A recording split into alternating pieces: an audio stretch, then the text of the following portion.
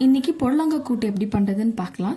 அதுக்கு 2 கைப்பிடி அளவு பாசிப்பருப்பு, கட் பண்ண பொடலங்காய், 1/2 டீஸ்பூன் மஞ்சள், தேவையான அளவு உப்பு போட்டு 3 விசில் விட்டுக்கலாம். பொடலங்காய் க்ளீன் பண்ணும்போது நடுவில் இருக்க சீட்ஸை போட்டுறாதீங்க, ஏன்னா அதில் நம்ம சட்னி கூட பண்ணலாம். அது எப்படி பண்ணுறதுன்னு நான் அடுத்த ஒரு வீடியோவில் உங்களுக்கு காட்டுறேன்.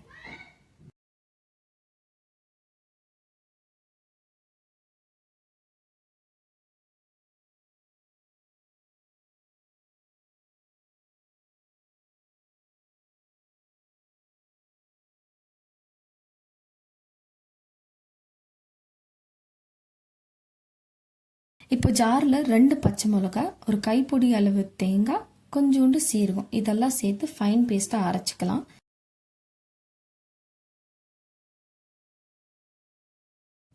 இப்போ அரைச்ச பேஸ்ட்டை கூட்டில் சேர்த்து மிக்ஸ் பண்ணிடலாம்.